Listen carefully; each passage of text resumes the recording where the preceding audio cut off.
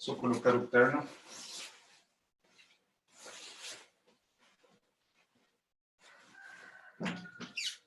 Só.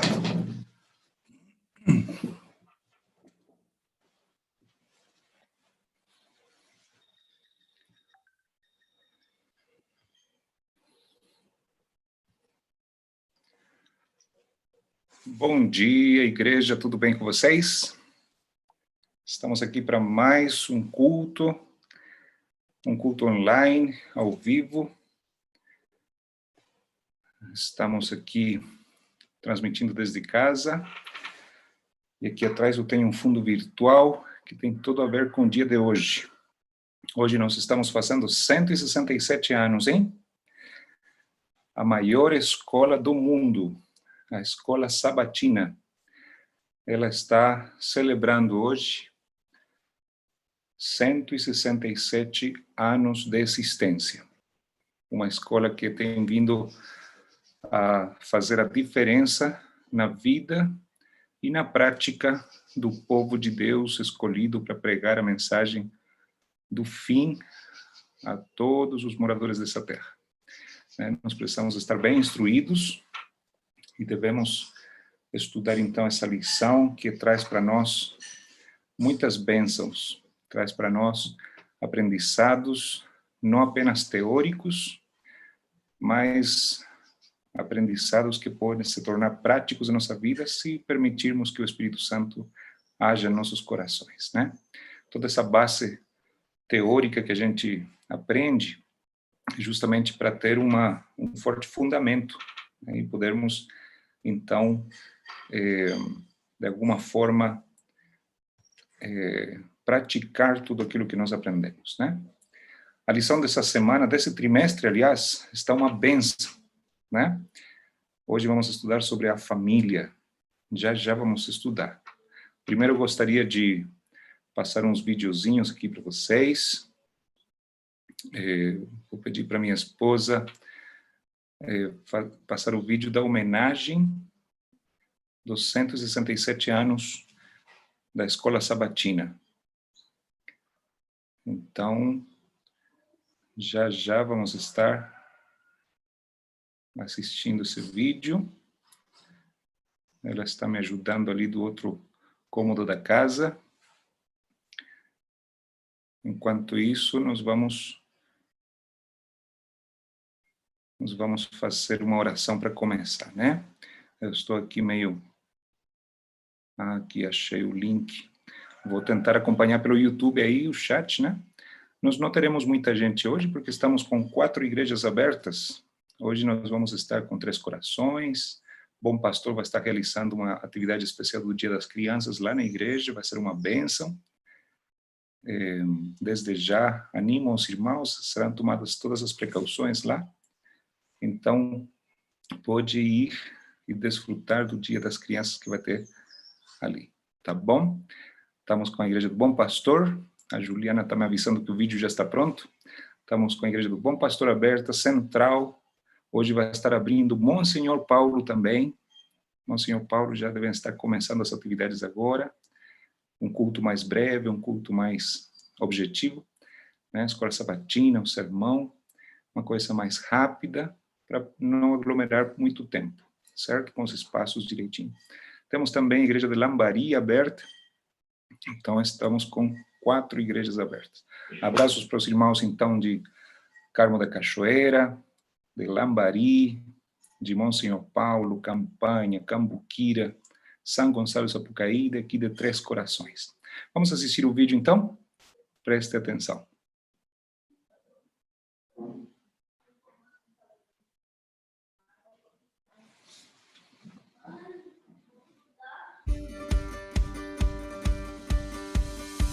É tempo de agradecer, de celebrar e lembrar o quanto a Escola Sabatina é importante para o crescimento da igreja. Grandes coisas fez o Senhor por nós, por isso estamos alegres. Desde o ano de 1853, quando Tiago White, pioneiro adventista, esposo de Ellen White, organizou a primeira escola sabatina em Rochester, Nova York, o Espírito Santo vem atuando através dos estudos bíblicos, das ofertas e do evangelismo mundial. A Escola Sabatina está completando 167 anos de trabalho abençoado e frutífero, e você faz parte dessa história. Em 1885, as classes das escolas sabatinas fizeram sua primeira oferta para as missões. Em 1879, foi organizada a primeira filial das escolas sabatinas. E como fruto desse trabalho, muitas igrejas foram plantadas. Grandes bênçãos ainda estavam por vir. De lá para cá, as escolas sabatinas se multiplicaram por todo o mundo, contando com a participação de mais de 21 milhões de alunos, todos estudando a mesma lição a cada trimestre. Um grande exército de Deus estudando a palavra, vivendo a palavra e ensinando a palavra. Um sistema de ensino de dimensões mundiais. Considerada como uma das maiores escolas bíblicas do mundo, a lição da Escola Sabatina é traduzida para mais de 80 línguas. Uma história baseada em 4 razões fundamentais: para o estudo da Bíblia e testemunho, para o cumprimento da missão, para fortalecer os vínculos de uns com os outros e para ajudar as missões mundiais através das ofertas. Mas recebereis poder ao descer sobre vós o Espírito Santo e ser-me-eis testemunhas, tanto em Jerusalém, como em toda a Judéia e Samaria, e até os confins da terra. O propósito principal da Escola Sabatina é a colheita de almas. Milhares de pessoas conheceram o Evangelho e aceitaram Jesus através da Escola Sabatina. Muitos queridos já descansaram, aguardando a breve volta de Jesus. Outros continuam testemunhando e levando a mensagem do Evangelho eterno. Mas há um grupo especial que um dia frequentou e participou da Escola Sabatina e atualmente, por algum motivo, se encontra longe da comunhão da igreja. A principal celebração nesse ano será trazendo pessoas de volta para Jesus. Cada unidade de ação sendo uma unidade resgatadora. É tempo de celebração, porque este filho estava morto e reviveu. Estava perdido e foi achado. Faça parte dessa obra de salvação de almas para o reino de Deus. Escola Sabatina, 167 anos fazendo discípulos.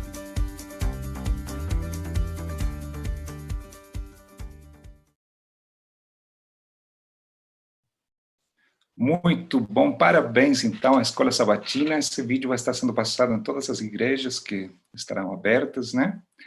E para você que está em casa ainda, que você não está frequentando a igreja, nós estamos muito felizes em servi-lo com essa transmissão, tá bom? Nós continuamos as transmissões aos sábados, às quartas-feiras, principalmente, para poder levar essa recapitulação da lição, né? Enfatizar o estudo, que está, por sinal, muito, muito bom e muito bem contextualizado no tempo que estamos vivendo. Certo? Vamos fazer uma oração? Antes de mais nada, feche seus olhos ali onde você está. Vamos falar com o nosso Papai do Céu. Oremos. Amado Deus, eterno Pai, muito obrigado pelos 167 anos de existência da maior escola do mundo, a Escola Sabatina. É o coração da igreja. Nós acreditamos que, potencializando a Escola Sabatina, o estudo diário da lição, podemos adquirir conhecimentos novos, conhecimentos fundamentais para nosso agir, para acrescentar a nossa fé, para podermos testemunhar também ao mundo como pessoas diferentes, como pessoas cristãs, que as pessoas possam ver em nós o caráter de Cristo refletido e que assim muitos possam também se sentir atraídos por esse testemunho e assim possam também encontrar o caminho para a salvação, o caminho para a eternidade.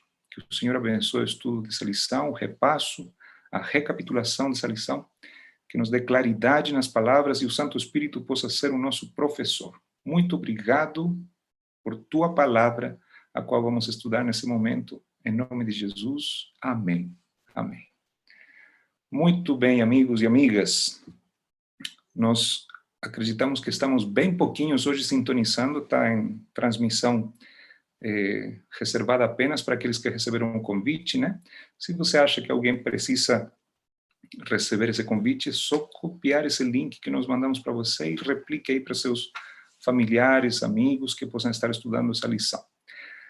Amigos, eu vou fazer uma introdução e vou passar uma informação importante, um pedido de oração muito importante, que eu vou passar também para as igrejas, para os grupos das igrejas, porque tem tudo a ver com a lição, você já vai ver, certo?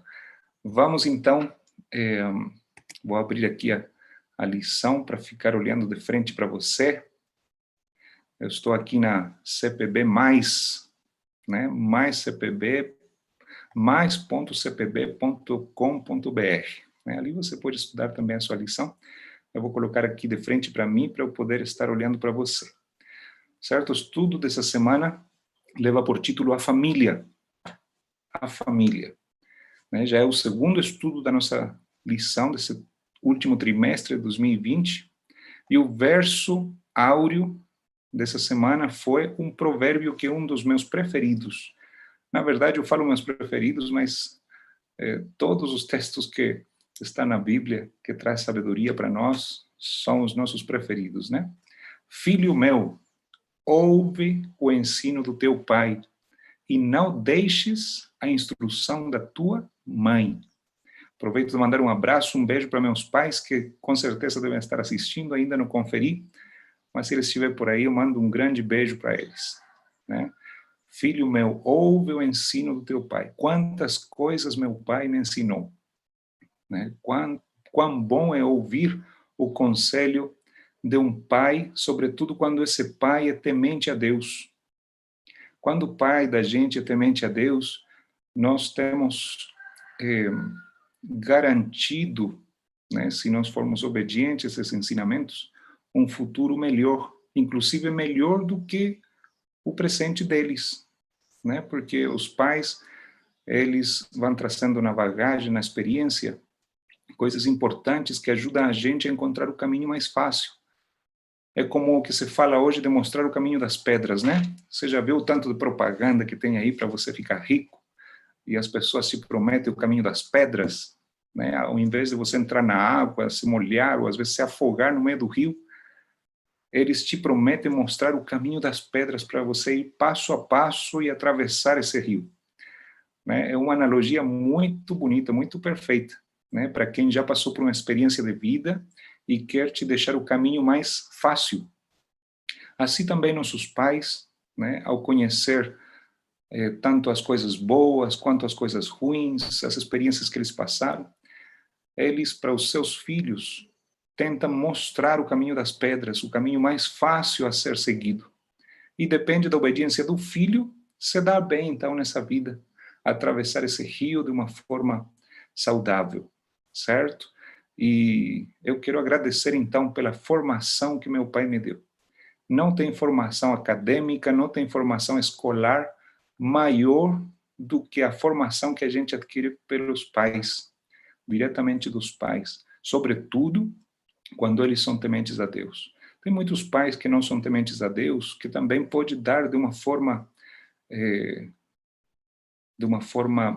magistral ensinamentos muito bons. Eu não discuto isso. Porém, além de um pai dar ensinamentos bons, de alta moral, o ensinamento mais valioso é guiar seus filhos, né? Um pai guiar seus filhos nos caminhos do Senhor. Então, agradeço ao meu pai, que deve estar por ali, agradeço à minha mãe também, porque ela me instruiu sabiamente, né? Filho meu, ouve o ensino do teu pai e não deixes a instrução da tua mãe. Minha mãe me ajudou com matemáticas na primeira infância, gente. Eu não conseguia entender aquele negócio das matemáticas, mas quando minha mãe entrou no meio e me ensinou as matemáticas, gente, hoje em dia, para mim, as matemáticas são uma coisa assim, como se fosse uma brincadeira. Ela me ajudou a entender como brincadeiras. Então, assim como você gosta de jogar futebol, você gosta jogar xadrez, alguma coisa que você gosta de jogar, Uno, quarteto bíblico no sábado, não sei. Eu também gosto das matemáticas desse jeito, virou uma entretenção, né? Graças à minha mãe, então hoje eu tenho facilidade com as matemáticas, com a lógica.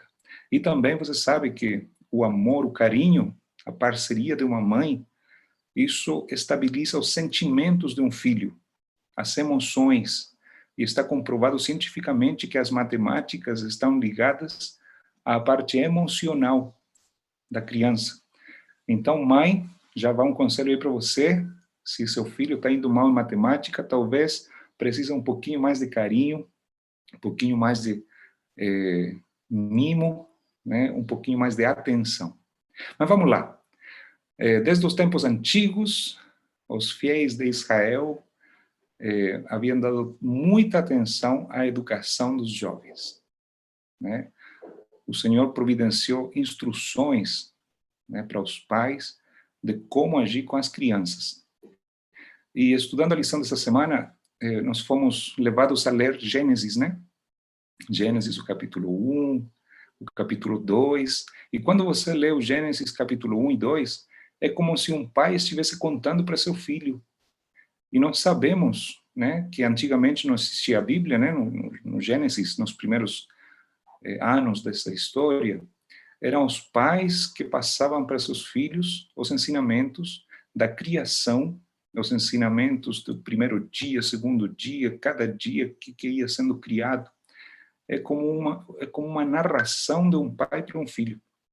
Então, a vontade de Deus é que os filhos sempre estejam ensinando, que os pais estejam sempre ensinando os seus filhos, né? Os filhos de Deus se tornando pais, ensinando as verdades do Criador para seus filhos. Nesse mundo que nós temos evolução ali como a rainha, né? Nas faculdades, na filosofia, o processo da criação é visto como um mito, como uma lenda, né? Com certeza, Deus deve ficar triste com isso, né? Porque o processo da criação é muito lógico, é muito matemático, é muito entendível. Vem o oxigênio, depois as plantas, vem a luz solar, depois as plantas, para a clorofila. Gente, aliás, o oxigênio veio graças à criação das plantas, né? Então, os animais vieram depois do oxigênio das plantas. Todo esse processo é muito lógico, matemático. Um biólogo, um botânico, fica absorto de ver como o relato da criação é perfeito. Muito bem, através dos relatos, através dos cânticos, através da lei, né, e as orientações, Deus deixa a seus filhos a petição, Deus deixa a seus filhos um encargo, né, deles poderem, então, instruir as próximas gerações. Certo? E aqui nós vamos conversar um pouquinho e já vou fazer aquele pedido de oração que eu prometi. Olha só, imagina a cena. Eu vou tentar aqui, vou tentar mostrar isso aqui. Acho que eu peguei aqui um slide que vai deixar bem claro. Vou pedir para minha esposa me tornar anfitrião, se possível, para eu poder compartilhar, tá? Vou compartilhar um pedacinho aqui de uma tela, mas imagina a cena. Qual que foi a primeira escola? A escola perfeita, né? Aproveitando que essa lição está falando de educação, né? Hoje está falando da família, mas antes da família, qual que era a primeira escola que existiu, né? Pense ali. Lembra quando o Senhor Deus Todo-Poderoso, Jesus, ele vinha e visitava seus filhos? Onde era que se encontravam pessoalmente, cara a cara? Você está lembrado? Eu estou procurando aqui uma imagem. Acho que você já achou essa imagem.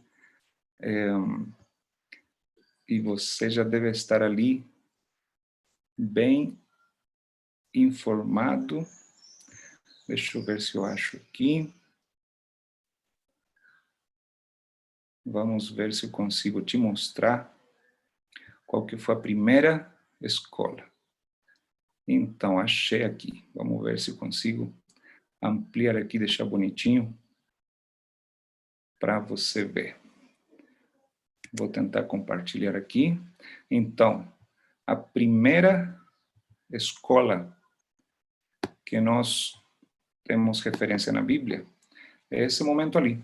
Imagina ali Adão e Eva no Éden, sem preconceitos, desinibidos, né? Eles estavam completamente nus, o que não era um problema.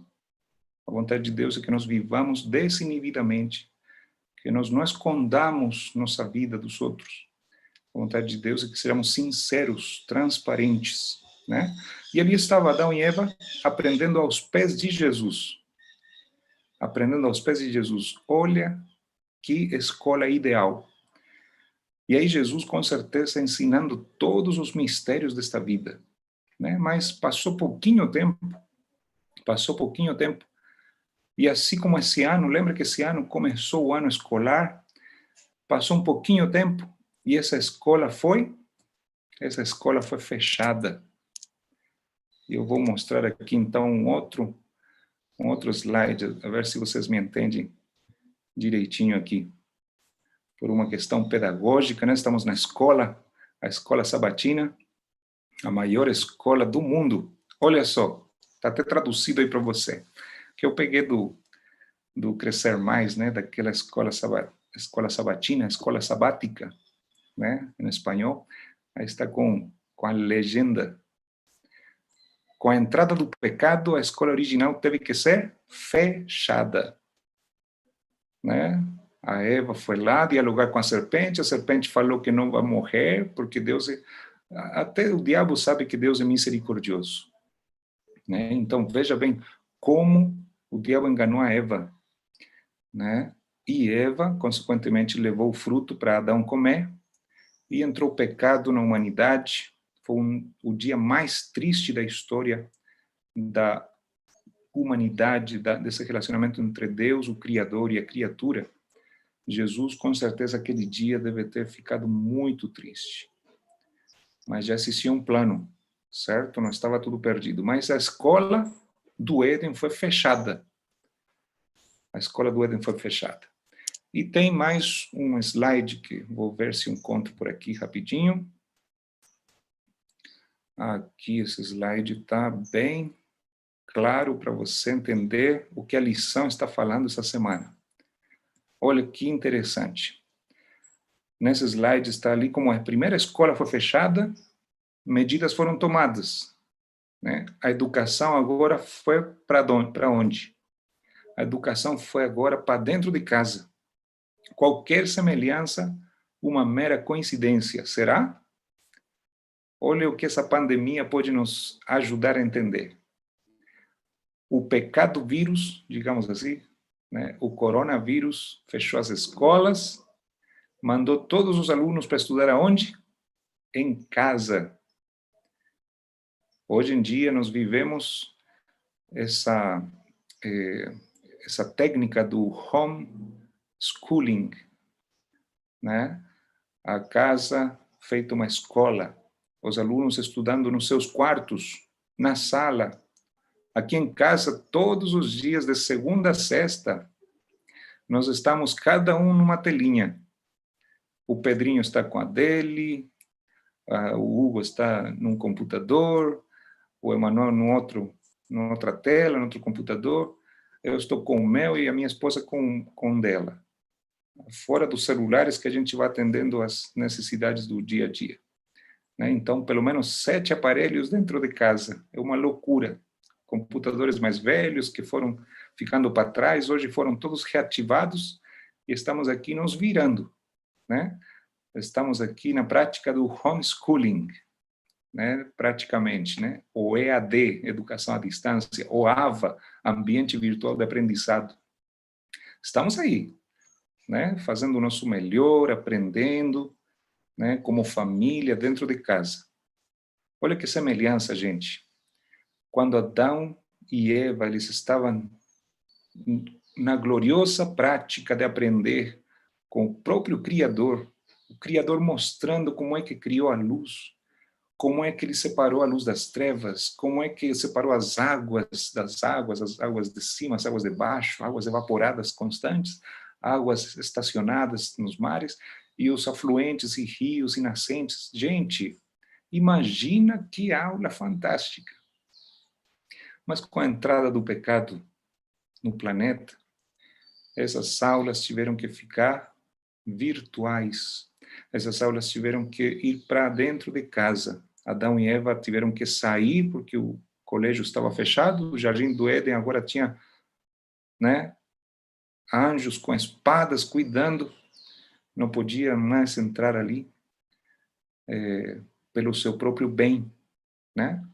Eles pecaram, agora eram conhecedores do bem e do mal, agora eles estavam cheios de inibições, agora eles estavam tímidos, agora eles não se atreviam nem a mostrar sua nudez, e eles estavam ali.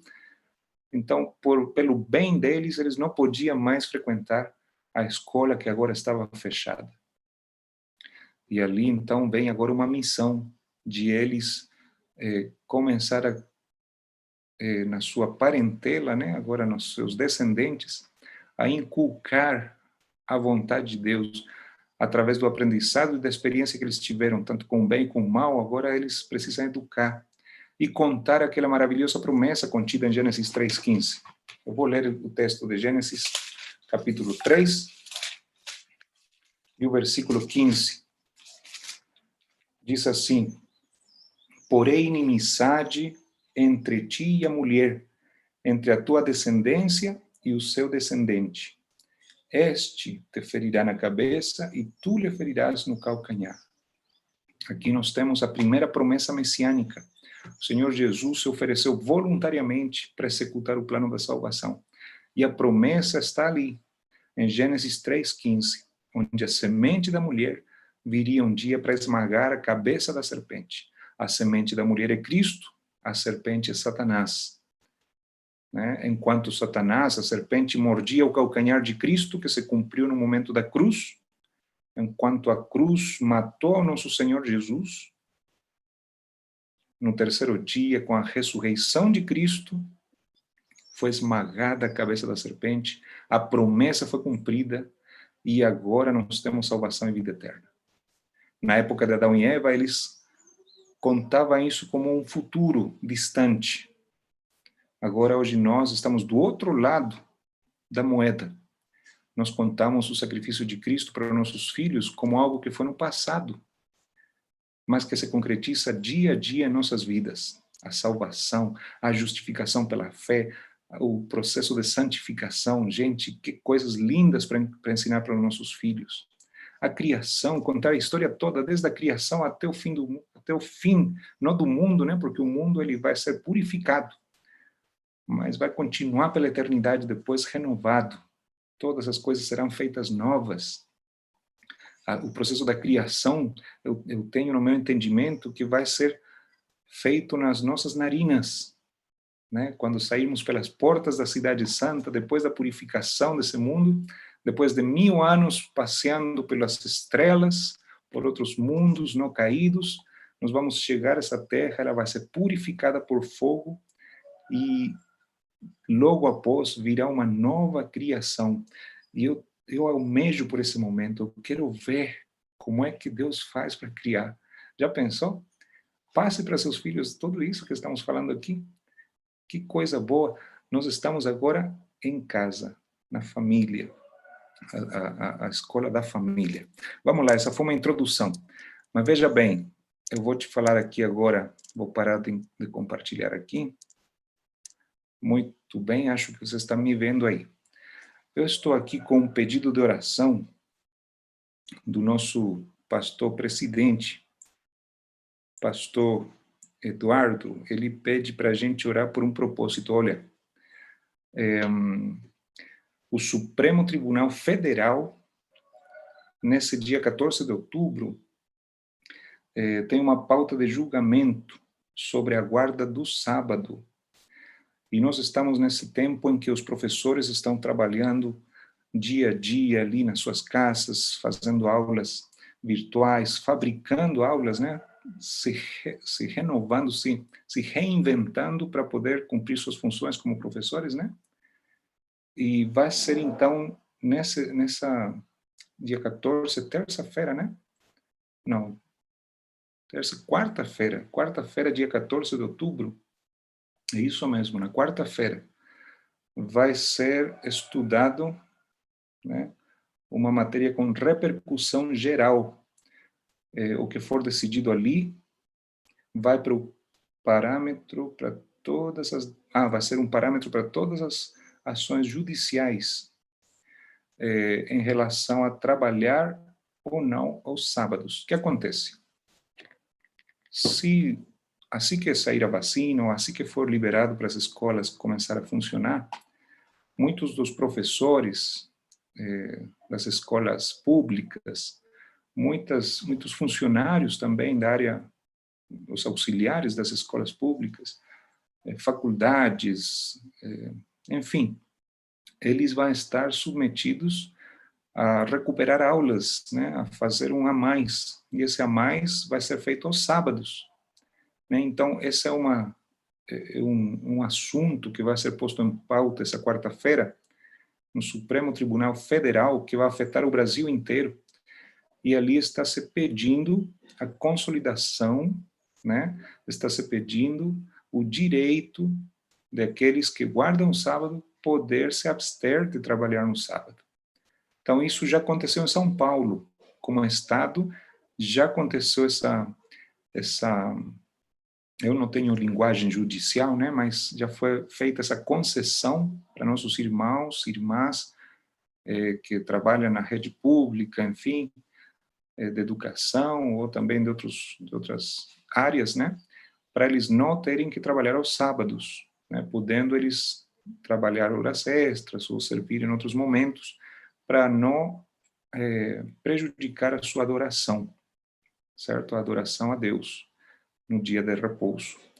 Agora, essa lei que foi sancionada em São Paulo precisa também ser sancionada a nível do Brasil inteiro, né? Foi sancionada num estado, agora deve ser sancionada no Brasil inteiro, no Supremo Tribunal Federal. Então, eu faço um pedido, um apelo, já que estamos estudando, olha como a lição da Escola Sabatina é rica, ela traz temas assim que são da realidade do dia a dia. A lição é construída num processo de 6 anos, né? E as pessoas que idealizaram essa lição desse trimestre já foram uns bons anos com as revisões, traduções, implementação e tudo. E justo quando chega a nossas mãos para estudarmos, nós estamos num contexto atualizado com a lição, ou a lição está num contexto atualizado com a realidade, com o dia a dia que estamos vivendo.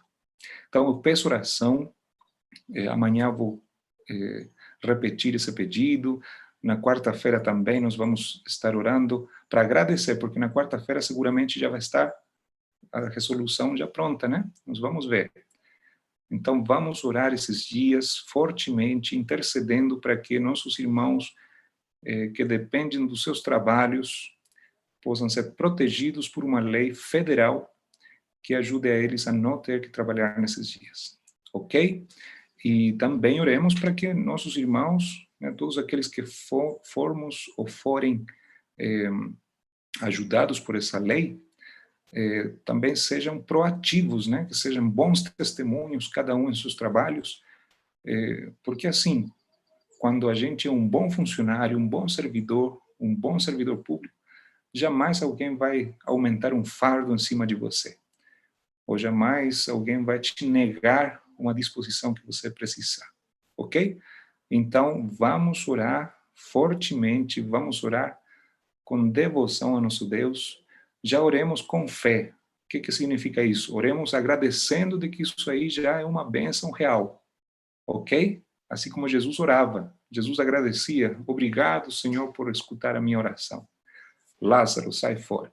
Jesus já agradecia porque sabia que o Pai ia fazer aquilo que ele precisava e o que o momento precisava, né? O momento precisava da ressurreição de Lázaro para acelerar também a indignação dos fariseus, né? Para cumprir o momento da cruz. Assim também hoje é necessário que haja uma lei pelo contexto que nós estamos vivendo, para proteger a nossos queridos servidores públicos, né? Para eles não terem esse atrito de estar trabalhando aos sábados. Certo? Muito bom. Vamos continuar então nossa lição? No final vamos orar por esse propósito também. Vamos lá. Deixa eu achar onde nós ficamos. A primeira família. Então nós temos que o método que Deus deixou, eu vou ler um texto de Ellen White na Educação, no livro Educação, página 33. O método de educação estabelecido no Éden era centralizado na família. Adão era o filho de Deus, né, segundo Lucas 3:38. E era de seu pai que os filhos do Altíssimo recebiam instrução. Tinha, no mais estrito sentido, uma escola familiar. Então, na criação, nós sabemos que Adão não tem outro pai a não ser o próprio Senhor Jesus Cristo, né? Adão também não tem outro pai a não ser o próprio Senhor Jesus Cristo, certo? Então, era uma estrutura familiar. Era o pai e os filhos recebendo instrução. Mas, como falamos, com a entrada do pecado foi fechado. Mas tem outro texto aqui. O método de educação instituído no começo do mundo deveria ser um modelo para o ser humano em todos os tempos. Como ilustração de seus princípios, foi estabelecida uma escola modelo no Éden, o lar de nossos primeiros pais. Certo? Então, eu vejo muitas vezes pais desesperados. Não abre as escolas. Quando é que vai abrir as escolas? Veja bem, nós temos duas opções: nos desesperar e almejar a abertura das escolas, uma coisa que talvez demore um pouquinho, bastante, né? Ou a gente retomar o propósito original de Deus. Os pais ensinando os filhos, ajudando com as matérias já estão ali, fazendo um reforço positivo com eles. Às vezes os meus filhos me falam assim: hoje eu aprendi sobre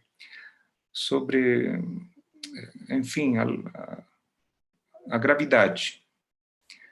Aí durante o dia a gente procura uns vídeos no YouTube que mostram aquela história toda, como que foi descoberta a gravidade, a maçãzinha caindo na cabeça daquele sábio cientista, né? Ou enfim, coisas assim do tipo, né? É muito interessante reforçar e a gente renova também seus conhecimentos, né? Mas esse era o pedido de Deus, que fosse uma instrução familiar, a educação fosse em primeira mão da família.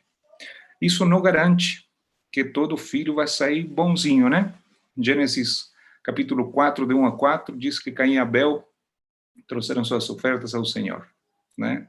E nós conhecemos o desenvolver da história. Então, evidentemente, como a história mostra, né, uma boa educação nem sempre leva ao resultado esperado.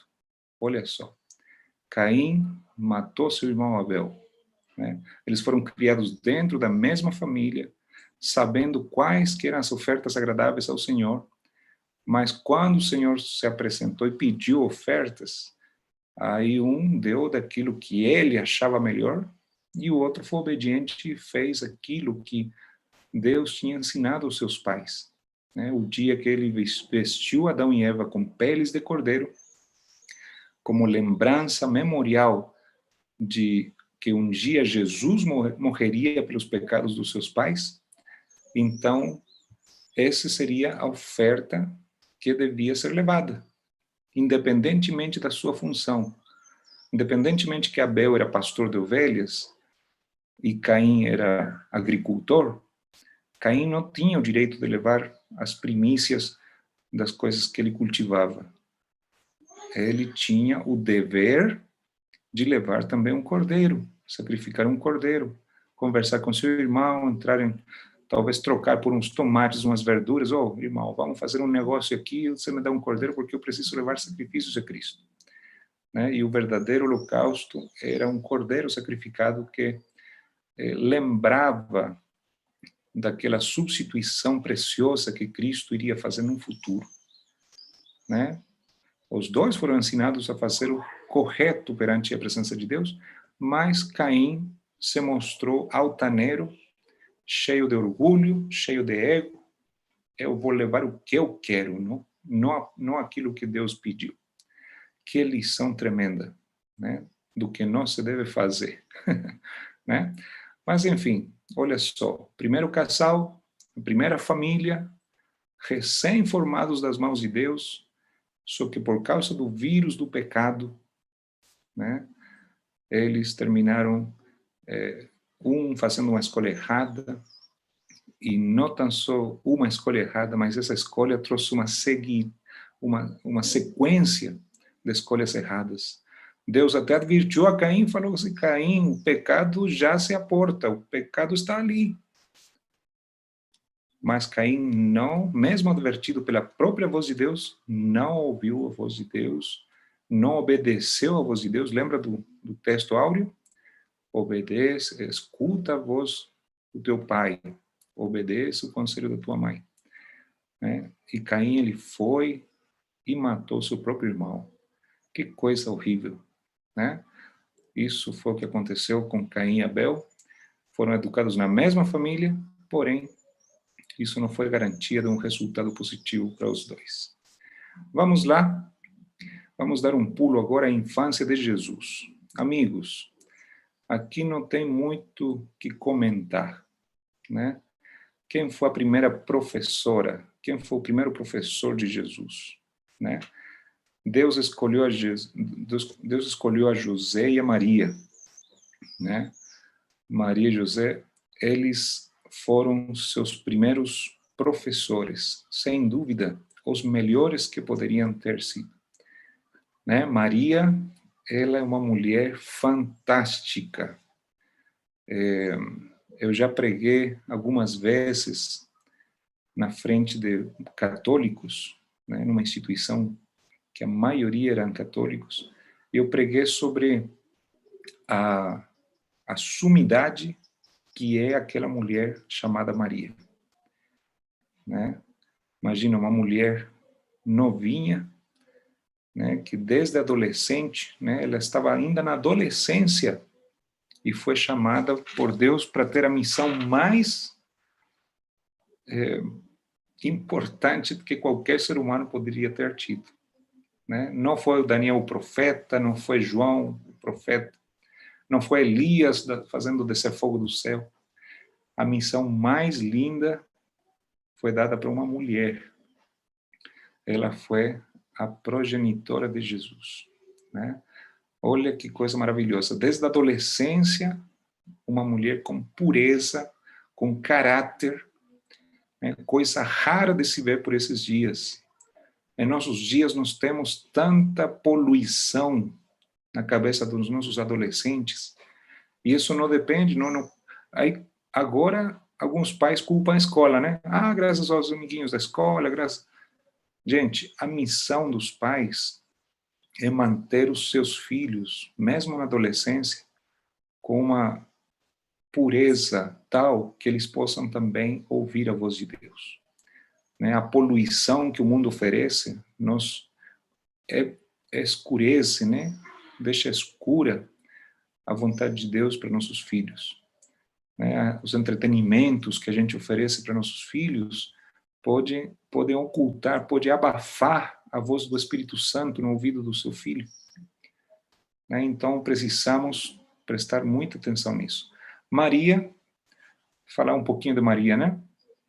Ela era uma mulher judia, né? Assim como José também era judeu, né? Eles buscavam viver em obediência às leis e os mandamentos de Deus. E, de fato, quando o Senhor veio a eles e lhes disse o que aconteceria, fielmente o casal fez tudo o que lhes havia sido ordenado. Né? Então, Maria foi uma mulher obediente à voz, à vontade de Deus. O privilégio de carregar no seu ventre o Criador do mundo é uma coisa teologicamente fantástica. É uma coisa assim, que quando você estuda que aquele mesmo milagre que se fez no começo, haja luz, foi um milagre que se operou no ventre de Maria. Pensa nisso. Né? Lembra que João diz que Jesus era a luz dos homens. né, no capítulo 1 de João, explica isso. Aí você pode imaginar, vai lá para a criação e lembra quando Deus falou, haja luz. O próprio Senhor Jesus Cristo, né, a palavra ativa, fez a luz.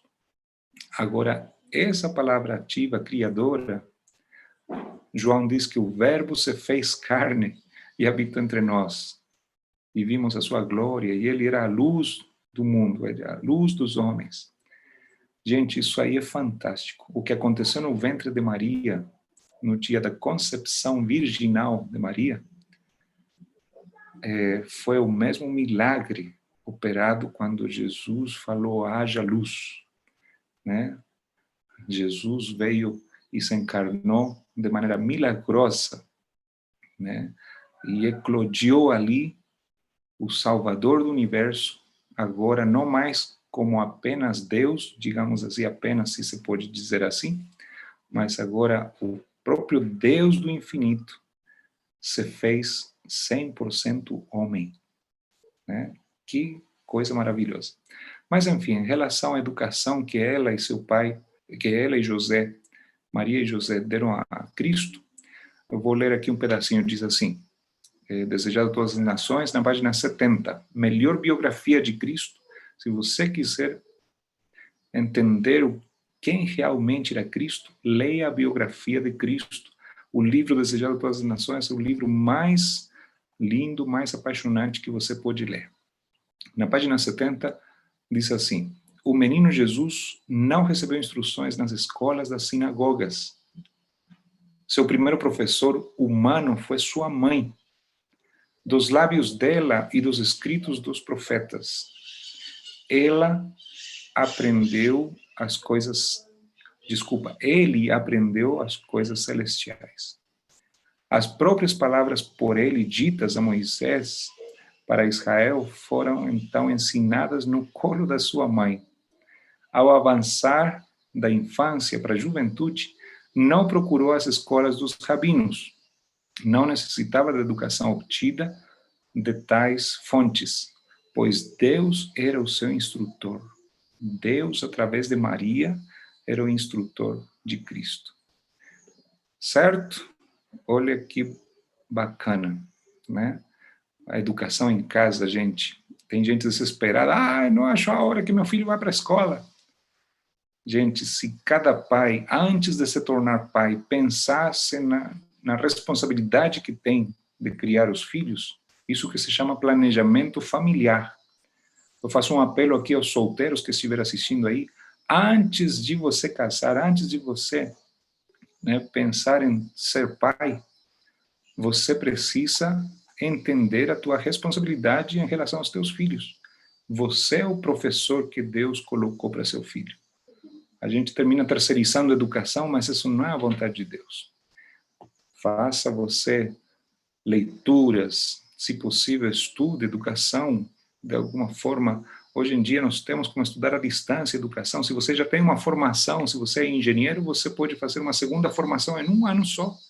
Aí você pega as bases da educação e aí você entende o que é o currículo oculto, o exemplo que a gente dá para os... Gente, é muita coisa bacana. Não basta com você falar para o filho fazer. Você tem que fazer para que ele, pelo exemplo, retribua. Vamos lá. Terça-feira, comunicação. A importância das palavras, viu, gente? A importância das palavras, eu não sou um expert nisso, né? Você sabe muito bem que minha linguagem é muito limitada, sobretudo no português, mas também eu oro a Deus. Esses dias eu estive em oração pelo dom da comunicação eficaz, né? Eu gostaria de ser um melhor comunicador, né? E como pai, eu preciso me comunicar e falar as palavras certas, da forma certa, né? Tem muitas pessoas que falam as coisas certas, mas da forma errada, né?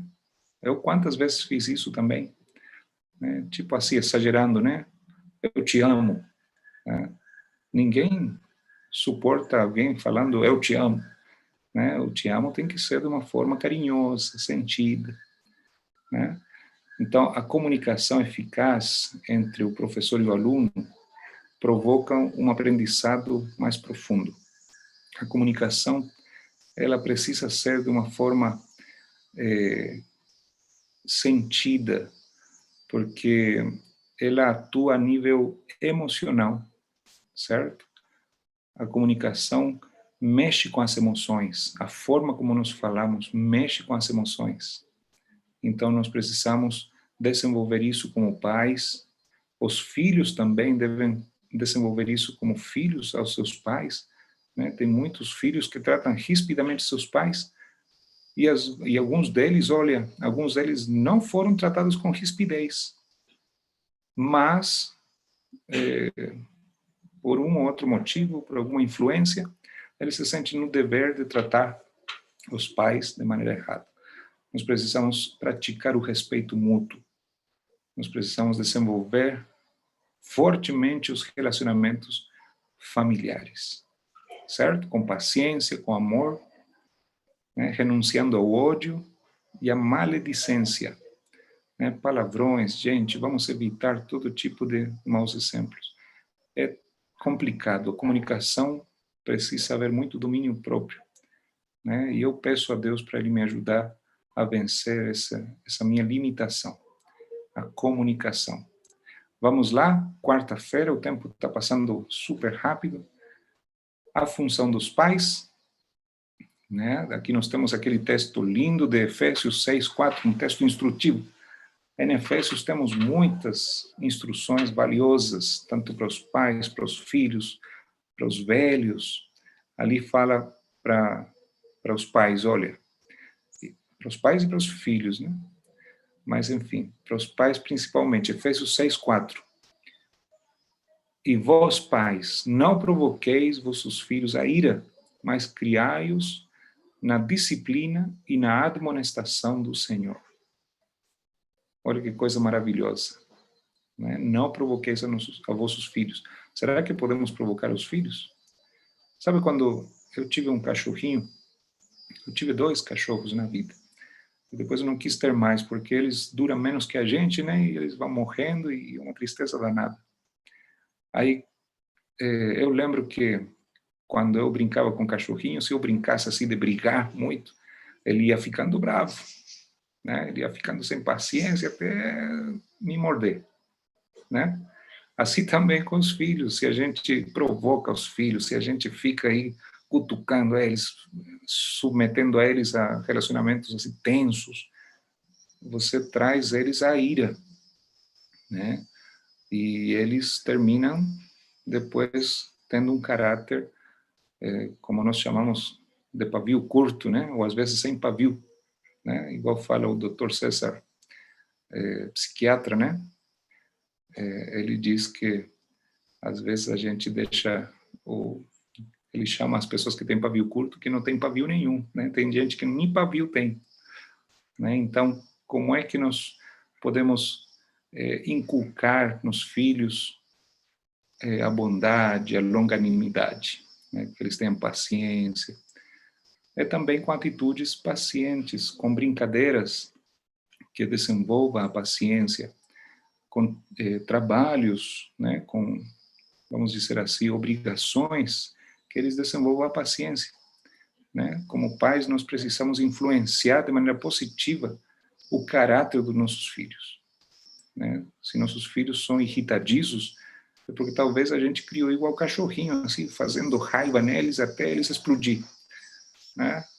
Não provoqueis os filhos a ira. Provérbios 31:10, né? Ali começa os conselhos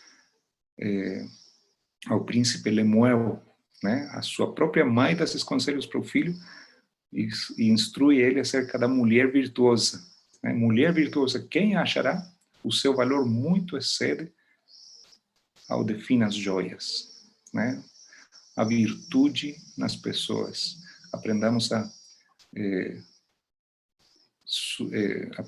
a sobrepuxar, né, a virtude em nossos filhos e filhas, ok? os pais têm uma tremenda responsabilidade. O pai é o chefe da família e a família é o berço da igreja. O berço também da escola e o berço também da sociedade. A família é o núcleo da sociedade, por isso que alguns falam que a família é o núcleo da sociedade. Se o pai for fraco, irresponsável, incompetente, a família, a igreja, a escola e a sociedade sofrerão as consequências. Alguma coincidência com isso? Nós vivemos numa sociedade que é o reflexo da família, gente. Ah, os políticos são corruptos. Talvez porque nossas famílias nós estamos praticando a honestidade. Falar dos outros. Falar mal das pessoas na presença dos filhos. Ou mesmo na ausência dos outros. Né? Em nenhum momento devemos estar falando das pessoas. Né? Isso é desonestidade. E depois a gente fala que o Brasil está desonesto, ou que a corrupção tomou conta do mundo. Não é só no Brasil, viu, gente? Eu sou do Chile, eu conheço um monte de corrupção que tem lá também. E, gente, a sociedade inteira, por não praticar os princípios bíblicos, ela está corrompida, né? Mas não está corrompida por causa dos políticos. Grave isso na sua mente.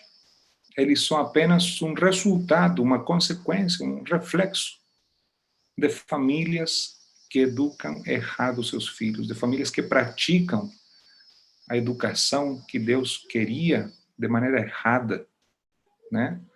A honestidade, gente, o valor mais escasso, está para se extinguir, sabia?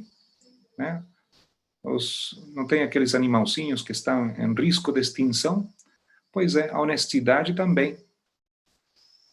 Nem sei se eu não me atualizei ultimamente, mas parece que já extinguiu, sabe?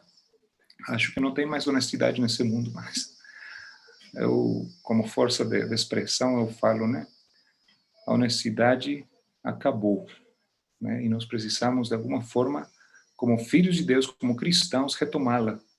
E já podemos partir em casa, né? Não fale mal das outras pessoas. Não, a fofoca, gente, a fofoca, que coisa.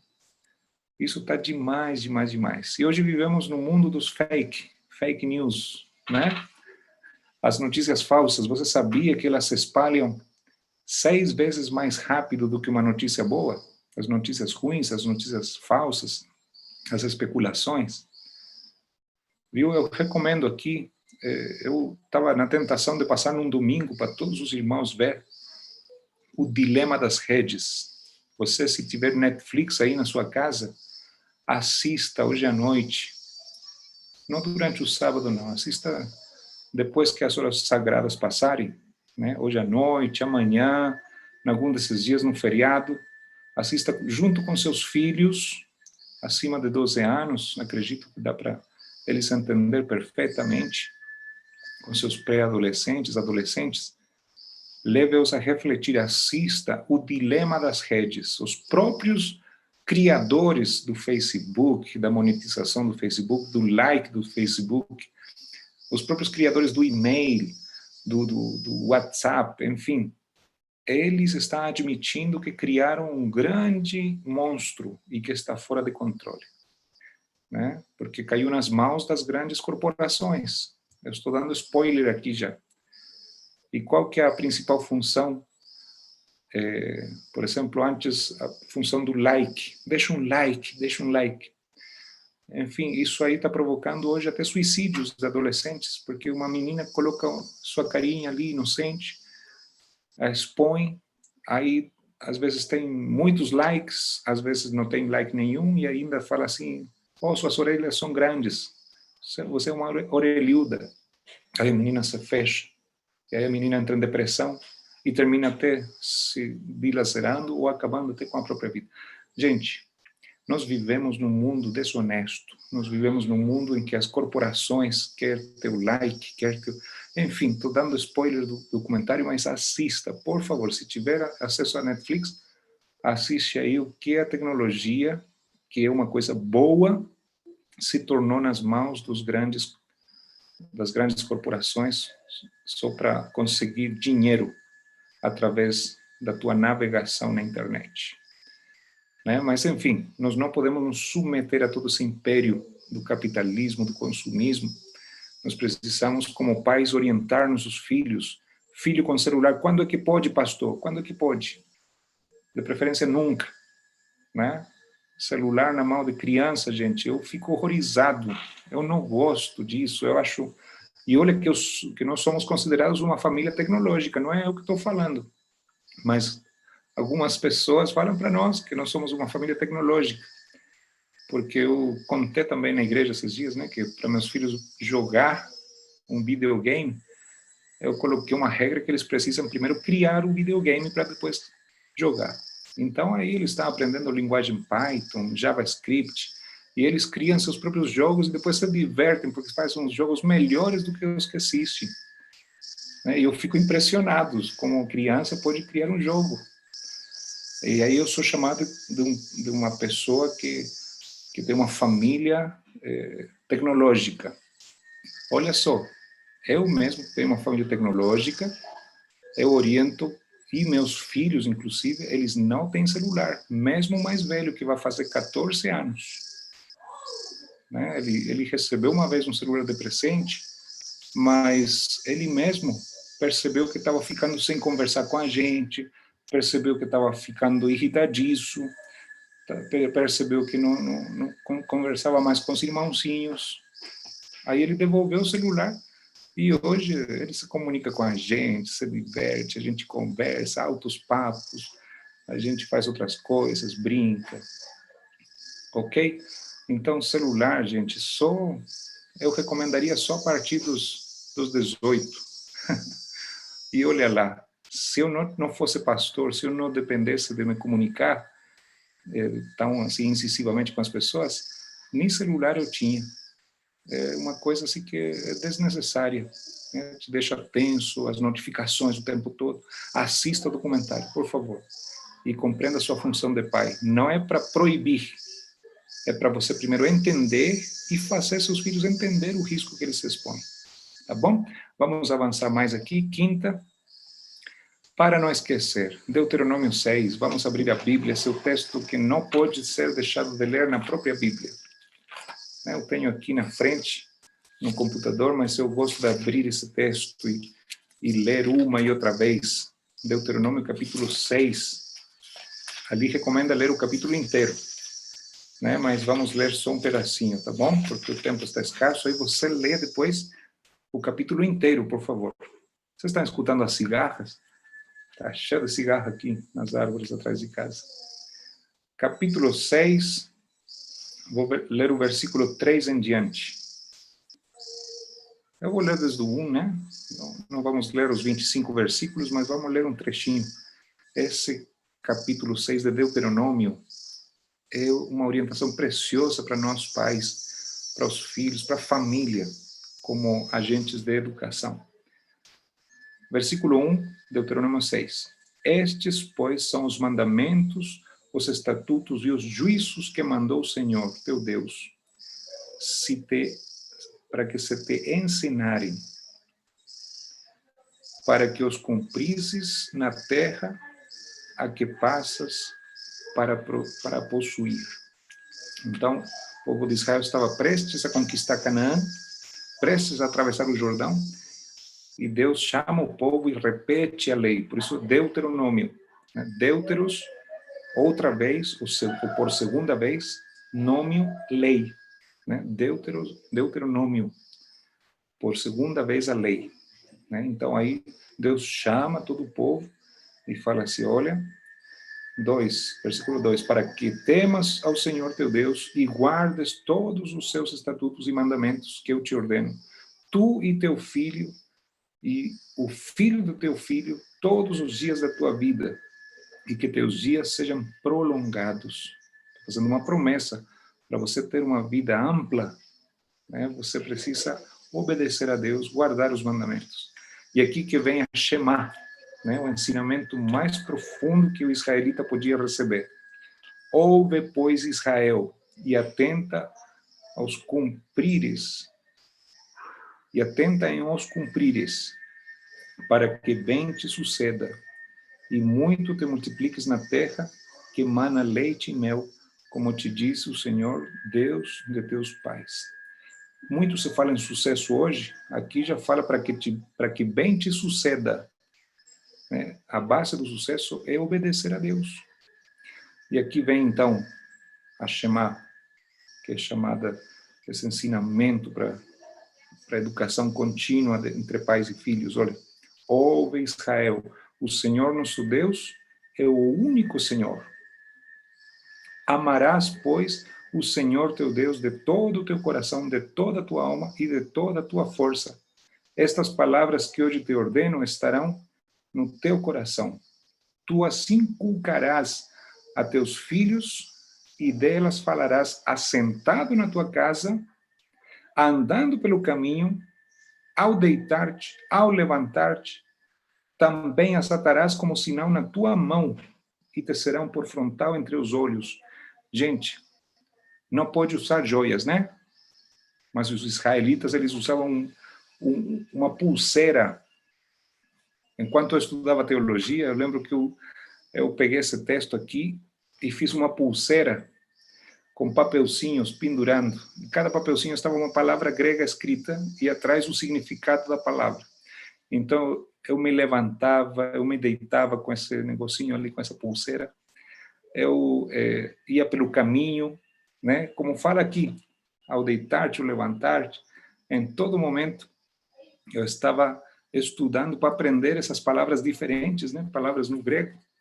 Aí depois, como o significado ficava por trás, você passava angelos, por exemplo. Aí você lembrava anjo. Aí você confirmava no contrário do papelzinho, entendeu?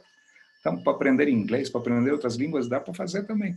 Mas olha aqui, fala sobre as palavras de Deus. Os mandamentos deveriam ser pendurados, colocados até no punho da mão, né? Também as atarás como sinal na tua mão, né? E te serão por frontal entre os olhos, né? Aí eu não entendo se eles faziam aquela brincadeira de colocar aqui alguma palavra, né? E o outro adivinhava. Eu não sei como que funciona isso, mas eram recursos pedagógicos que Deus falava para decorar a lei, não para decorar apenas, mas para internalizá-la e poder cumprir de melhor forma, automatizar o cumprimento da lei, né? Fazer sem pensar. Estas palavras que hoje te ordeno estarão no teu coração, né? Era para que, justamente, para inculcar. Eu gosto muito dessa palavra inculcar, né? E tu as inculcarás. Para mim é bem fácil entender. Em espanhol não existe. Ah, sim, existe também em espanhol. Mas em espanhol não existe a relação com cuca, cabeça, cuca, né? Em espanhol não existe essa relação. Agora, aqui em português, né?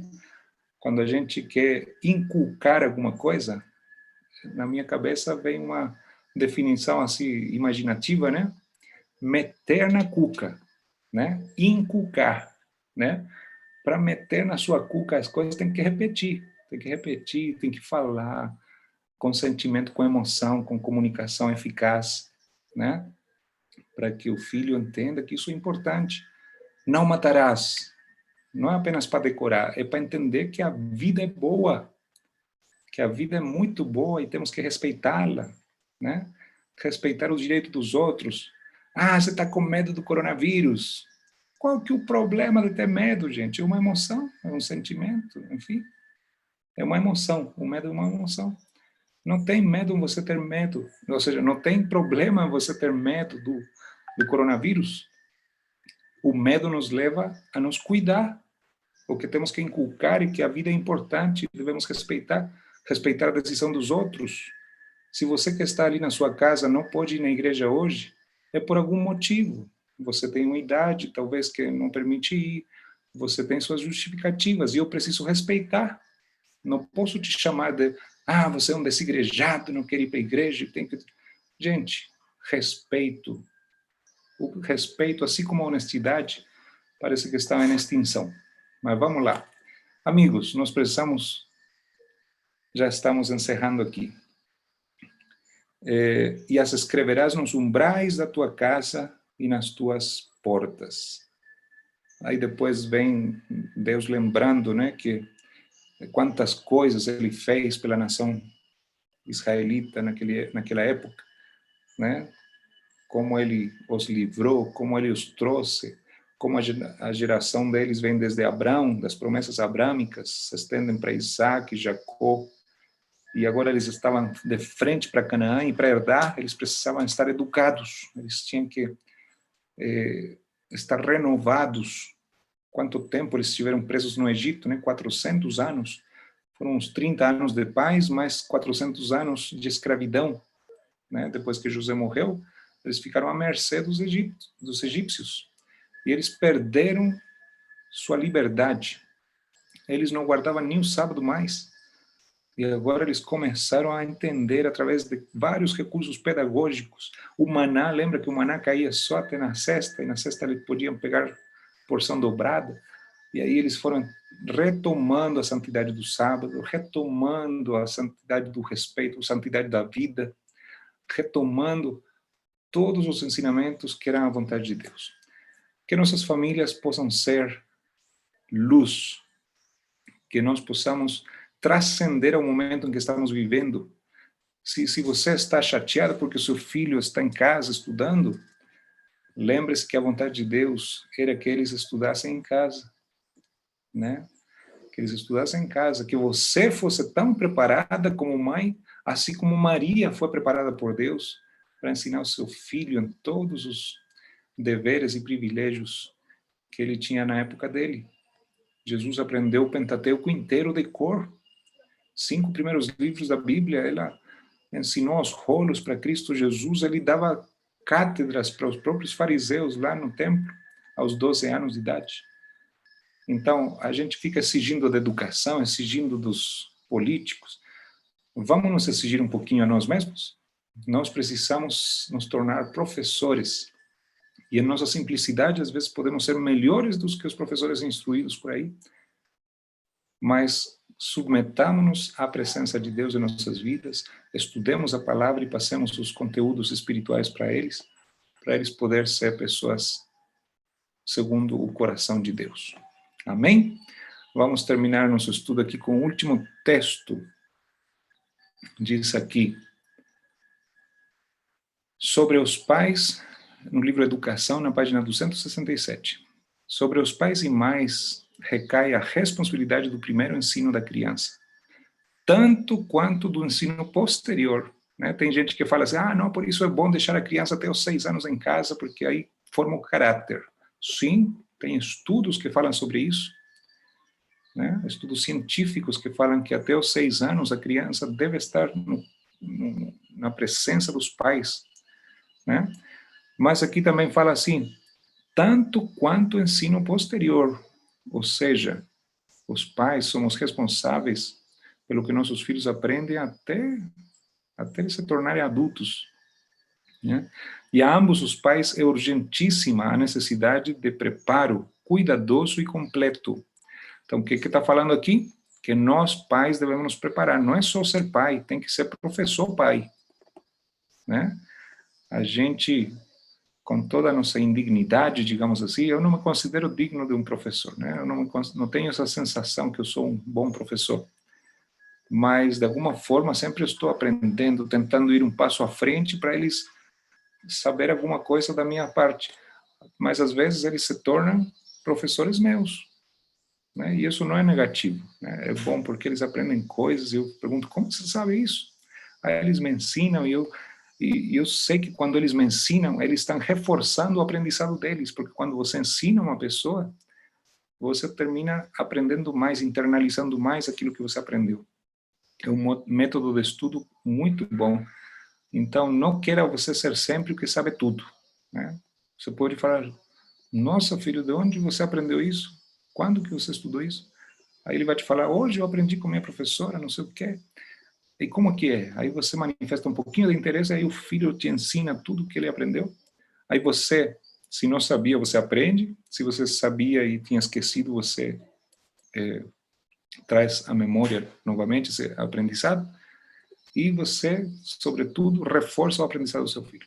Mas, enfim, responsabilidade, então, de cuidadoso preparo e completo, né?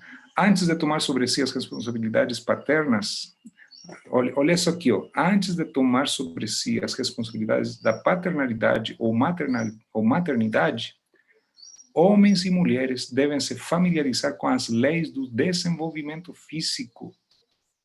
Reticências.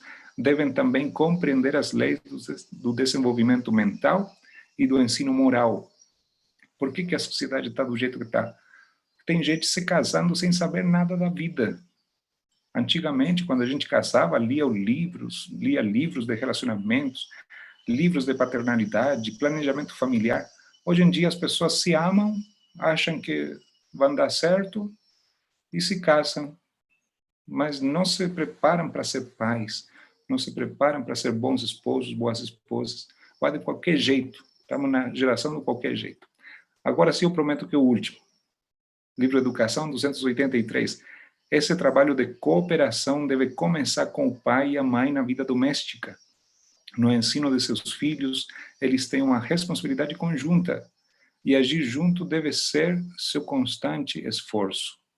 Que eles se entreguem a Deus, procurando dele auxílio para se ajudarem mutuamente. Os pais que dão esse ensino não são os que ficam criticando o professor.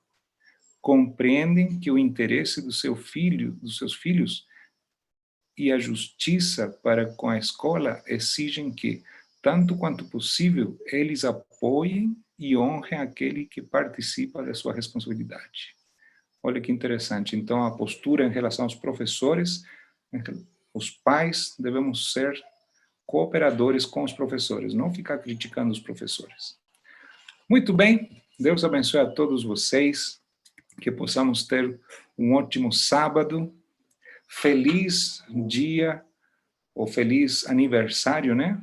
167, quanto tempo, gente? 167 anos dessa escola. Olha, aqui tem uma foto atrás de mim, vocês podem ver Jesus sussurrando ali, né, as palavras que o professor está passando para seus membros, todo com máscara, né? Bem contextualizada essa imagem.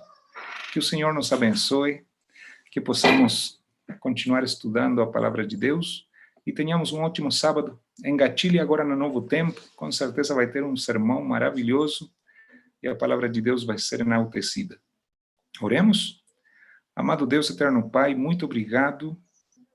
Abençoe a cada irmão que está ali do outro lado da telinha, que possamos em comunhão nesse sábado recebermos teus ensinamentos e aplicá-los em nossas vidas e possamos ser melhores filhos, melhores pais, melhores professores, melhores alunos. Que o Senhor nos dê o dom da comunicação eficaz, que possamos ser carinhosos nas palavras, também firmes se necessário for, e que assim influenciemos uns aos outros para inculcarmos em nossas mentes, né, inculcarmos nossos filhos. Os filhos às vezes também precisam inculcar nos pais a importância da salvação, da vida eterna. Que o Senhor coloque os ensinamentos da Bíblia em nosso coração através dessa interação da educação. A educação é um processo constante, é um processo de cima para baixo, de baixo para cima. O ambiente, tudo fala a nós, tudo nos educa, tudo nos modela. Então, que o Senhor nos ajude a sermos peças chaves, instrumentos afinados nessa sinfonia da educação. Que possamos nos colocar, sobretudo, a teu dispor e que possamos transmitir as verdades eternas para os que bem amamos e que a nossa família seja um núcleo positivo para melhorar a sociedade em que vivemos. Eu que te peço humildemente, em nome de Cristo Jesus. Amém. Amém. Feliz sábado e não esqueçam de orar por aquele propósito, né? Aquela lei que vai ser discutida na quarta-feira, né? Para que as pessoas possam se beneficiar dessa lei e não tenhamos tantos problemas em relação ao guarda do sábado. Que o Senhor seja conosco, com cada um de vocês. Feliz